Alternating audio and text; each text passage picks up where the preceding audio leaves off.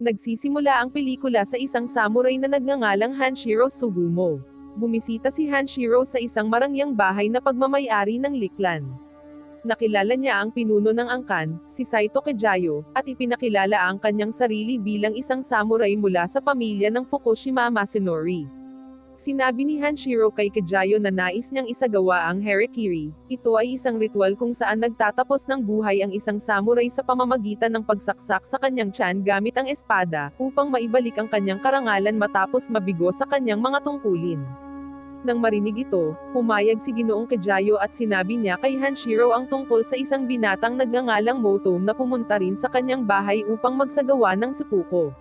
Ang eksena ay lumilipat sa nakaraan noong unang bahagi ng Taglagas noong 1634, nang dumating si Motom, 20 taong gulang, sa bahay ni Ginoong Kejayo upang magsagawa ng seppuku.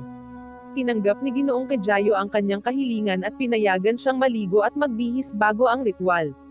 Pagdating ng oras, nagtipon-tipon ang lahat ng samurai ni Kejayo para sa seremonya. Si Omodoka, isang nakatatandang samurai, ay napansin kung gaano ito kabihira na masaksihan ang ganitong kaganapan. Si Motom, na handa na, ay napagtanto na nawawala ang kanyang espada mula sa ilalim ng kanyang kama. Dumating si Omodoka at iginiit na pumunta si Motom sa labas upang doon magsimula, ngunit si Motom, na natatakot, ay humiling ng ilang sandali upang makakuha ng lakas ng loob. Hindi pinansin ni Omodoka ang kanyang pakiusap at pinilit siyang pumunta sa labas. Pagkalipas ng ilang sandali, pinuri ni Ginoong Kejayo si Motom sa kanyang pagpili na magsepuku sa kanyang bahay, na itinuturing na isang malaking karangalan para sa isang samurai at sa bahay na nagsasagawa nito. Kapag oras na para sa ritual, nagatubili si Motom at humiling ng isang araw pa. Gayunpaman, tumanggi ang mga samurai, at tinanggihan ni Ginoong Kejayo ang kanyang kahilingan, sinabing hindi niya maaring pahintulutan ang anumang pagkaantala sa isang seppuku na naayos na. Wala nang ibang pagpipilian si Motom kundi ipagpatuloy ang seppuku. Ibinigay ni Omodoka sa kanya ang isang samurai na gawa sa kawayan, na kapalit ng kanyang tunay na samurai. Lumabas na kinuha ni Omodoka ang orihinal na samurai ni Motom at sinadyang pinalitan ito ng samurai na kawayan. Bago ang ritual, nagmakaawa si Motom kay Ginoong Kejayo na pautangin siya ng pera upang maalagaan ang kanyang may sakit na asawa at anak. Pumunta si Motom sa tahanan ni Kejayo dahil narinig niyang ang mga batang samurai ay maaaring magsagawa ng peking seppuku doon upang makakuha ng pera.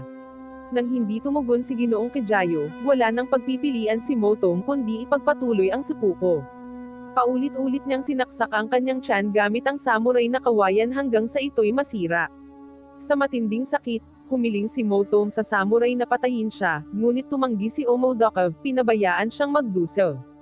Si Ginoong Kejayo, na hindi makatiis sa pagdurusa ni Motom, lumapit sa kanya at tinapos ang kanyang pagdurusa sa pamamagitan ng paghiwa sa kanyang leeg. Ang kwento ay bumabalik sa seppuku ni Hanshiro sa bahay ni Kejayo. Tinipon ni Ginoong Kejayo ang kanyang mga samurai sa labas para sa ritual ni Hanshiro. Bago magsimula, nagbigay si Hanshiro ng huling kahilingan, gusto niyang naroroon si Omodoka, ang pinakatapat na tagasunod ni Ginoong Kejayo. Nagpadala si Ginoong Kejayo ng isang samurai upang hanapin si Omodoka, ngunit nawawala si Omodoka at 2 iba pang samurai. Napagtanto ni Ginoong Kejayo na maaaring may ginawa si Hanshiro sa kanila, kaya't naghahanda siyang umatake. Tahimik na humiling si Hanshiro sa lahat na pakinggan ang kanyang kwento bago makipaglaban, nangako na hahayaan niyang harapin siya ng mga samurai pagkatapos niyang magkwento. Ipinaliwanag ni Hanshiro na si Motom ay kanyang manugang. Ang eksena ay bumabalik sa nakaraan nang imbitahan si Hanshiro sa palasyo ng emperador ng Japan upang magtrabaho bilang isang builder. Kailangan niyang iwanan ang kanyang anak na si Miho na mag-isa sa bahay dahil pumanaw na ang kanyang asawa. Kinabukasan, si Hanshiro at si Ginoong Chijiwa, ama ni Motom, ay pumunta sa palasyo upang ayusin ang bakod. Di nagtagal, may ilang lalaki ang lumapit kay Ginoong Chijiwa, humihiling na ayusin niya ang kuta.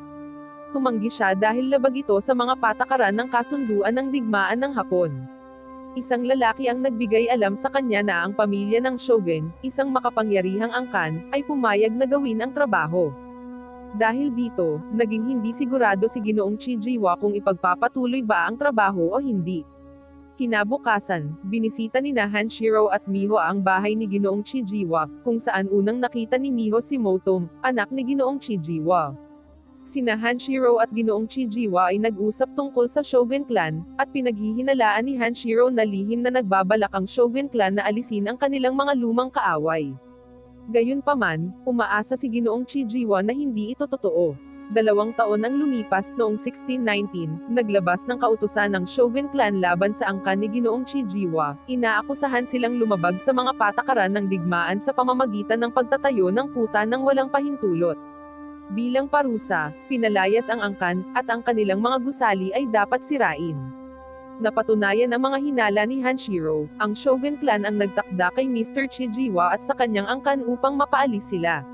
Nang marinig ito, si Ginoong Chijiwa, na mayroong sakit, ay labis na nalumbay at nais na magsipuko, ngunit masyado nang mahina ang kanyang kalusugan. Habang malapit nang mamatay si Ginoong Chijiwa, pinakalma siya ni Hanshiro, nangako na aalagaan si Motong. Noong 1620, ang Fukushima Clan ay pinawalang bisa rin, na nagdulot kay Hanshiro na mawalan ng kanyang trabaho bilang isang court samurai. Upang suportahan sina Motong at Miho, nagsimula si Hanshiro na gumawa at magbenta ng mga payong at papel. Isang araw, si Hanshiro at Motong ay nangisda sa isang lawa. Pagkalipas ng ilang oras, nakahuli sila ng isda na niluto nila bilang pagkain para sa kanilang hapunan sa araw na iyon. Sa kanilang pagbalik, nakita nila ang isang parada na patungo sa malaking mansyon ng pamilyang Lee. Sinabi ni Motong kay Hanshiro na kapag lumaki siya, gusto niyang magtrabaho sa mansyon upang suklian ang kabaitan nina Hanshiro at Miho. 10 taon ang lumipas, hindi gaanong bumuti ang kalagayan ng pamilya ni Hanshiro. Nagpatuloy si Hanshiro sa pagtatrabaho bilang tagagawa ng payong, at si Miho, na ngayon ay nasa 8 gulang na, ay tumulong sa pamamagitan ng pagtuturo sa mga bata na bumasa at sumulat. Isang gabi, humiling si Hanshiro na makausap si Motong. Hiniling niya kay Motong na pakasalan si Miho, sinabing gusto niyang makasama ng kanyang anak ang isang taong tunay na nagmamahal sa kanya. Nag-atubili si Motong sa simula dahil wala siyang maayos na trabaho, at mababa ang kinikita niya mula sa pagtuturo.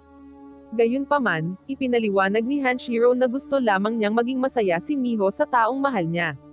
Sumang-ayon si Motong at nangakong palaging paprotektahan si Miho.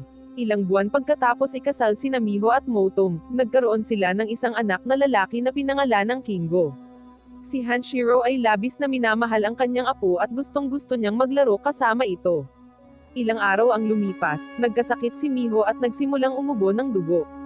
Nabahali sa kanyang kalusugan, sinabi ni Hanshiro kay Miho na sabihin sa kanya kung kailangan niya ng tulong. Noong panahong iyon, kumalat ang balita tungkol sa mga batang samurai na nagpapanggap na nagsesepoko upang makakuha ng donasyon mula sa mga pinuno, at nagulat si Hanshiro nang marinig ito, ngunit nanahimik siya. Lalong lumalala ang kalusugan ni Miho, at patuloy siyang umuubo ng dugo. Nabahala, nagpasya si Motong na ibenta ang kanyang mga libro upang kumita ng pera para sa kanyang gamot. Sa kasamaang palad, hindi sapat ang perang nakuha niya, at nakabili lamang siya ng kaunting gamot. Si Miho, na nakakaramdam ng pagkakasala dahil sa kanyang sakit, madalas humingi ng tawad kay Motong, iniisip na siya'y pabigat, ngunit pinakalma siya ni Motong, sinasabing hindi siya pabigat. Si Hanshiro, nang makita ang paglala ng kalusugan ng kanyang anak na babae, humingi ng tawad kay Motong dahil sa pag-aalala na dulot ng kanyang anak. Ilang araw ang lumipas, nalaman ni Hanshiro na may mataas na lagnat si Kingo. Nag-aalala, nagmadali siya papunta sa bahay ng kanyang anak na babae upang tingnan ang kanyang apo. Dinala ni Motong si Kingo sa doktor, ngunit humingi ang doktor ng paunang bayad, na hindi kayang bayaran ni Motong. Hiniling ni Motong kay Hanshiro na manatili kasama sina Miho at Kingo sa bahay habang siya ay lumabas upang maghanap ng pera. Nangako siyang babalik sa hapon na may dalang pera. Pagkatapos umalis ni Motong, sinubukan ni Hanshiro at Miho na takpan ang mga puwang sa bahay gamit ang papel upang mapanatiling hindi makapasok ang malamig na hangin. Lumipas ang mga oras, at dumating ang gabi. Nabahali si Hanshiro dahil hindi pa bumabalik si Motong. Si Miho, na may kutob na may masamang nangyari, sinuri si Kingo at napagtanto niyang huminto na ito sa paghinga. Natarante siya at umiyak, tinatawag ang pangalan ng kanyang anak. Si Hanshiro, nang makita niyang pumanaw na ang kanyang apo, ay napaiyak din. Si Miho ay labis na nasaktan sa pagkamatay ng kanyang anak at patuloy na humihingi ng tawad, sinasabing hindi niya ito maprotektahan. Pinapakalma siya ni Hanshiro, sinisiguradong wala siyang kasalanan sa nangyari. Matapos ilibing nina Hanshiro at Miho si Kingo, may ilang estranghero ang dumating sa kanilang bahay. Habang nagluluksa pa rin sa pagkamatay ni Kingo, nakatanggap si Hanshiro at Miho ng masamang balita, namatay si Motong. Sinabi ng mga lalaki sa kanila na nagsupuko ng may karangalan si Motong sa tahanan ng pamilya Lee at ibinigay ang kanyang katawan. Nagulat si Hanshiro at hindi makapaniwala na si Motong ay patay na. Siya ay labis na nalumbay at nagalit lalo na nang makita niyang pinalitan ang espada ni Motong ng isang kawayan, isang insulto sa isang samurai. Hinabol ni Hanshiro ang mga lalaking nagdala ng katawan ni Motong at hiniling na malaman kung paano siya namatay. Ipinaliwanag ng mga lalaki na malamang na nagplano si Motong na magpanggap na magsupuko sa bahay ng pamilya Lee upang makakuha ng pera ngunit nauwi ito sa totoong supuko. Samantala, tiningnan ni Miho ang katawan ni Motong na may malalim na kalungkutan. Pakiramdam na nawala na ang lahat sa kanya, nagpasya siyang tapusin ang kanyang buhay sa parehong paraan ng pagkamatay ng kanyang asawa. Matapos magdusin ng labis, pumanaw si Miho sa tabi ng katawan ni Motong. Nang bumalik si Hanshiro at nakita niyang nagpakamatay ang kanyang anak na babae, labis siyang nalumbay. Pagkatapos ay nangako siyang maghihiganti sa liklan. Ang kwento ay bumalik kay Hanshiro sa bakuran ni Ginoong Kejayo, handang ipagpatuloy ang kanyang supuko. Nagsalita si Hanshiro tungkol kay Motong, sinabing kumilos siya ng may karangalan dahil ipinagbili niya ang kanyang espada upang matulungan ang kanyang pamilya. Bagaman mali ang ginawa ni Motong na magpanggap na nagsipuko, ang pagpilit sa isang samurai na gumamit ng samurai na kawayan ay isang kahihiyan sa parehong samurai at sa sakit ng kanyang pamilya. Tinanong ni Ginoong Kejayo si Hanshiro kung ano ang nangyari sa kanyang pinakamagaling na samurai. Bilang tugon, kinuha ni Hanshiro ang perang naiwan sa katawan ni Motong at nilabanan ang mga pinakamahusay na samurai ni Ginoong Kejayo.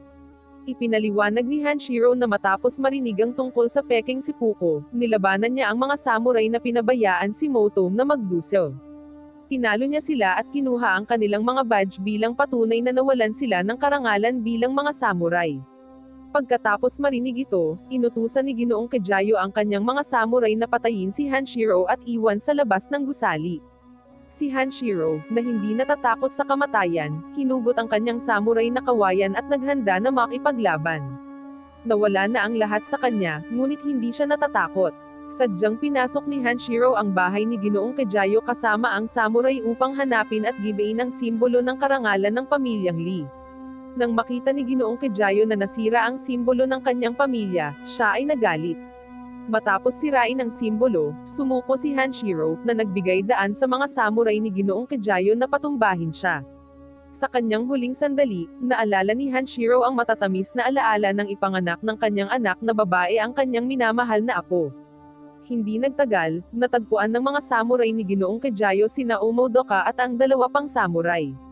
Dahil sa matinding kahihiyan, nagpasya si Omodoka at ang dalawang samurai na magsupuko.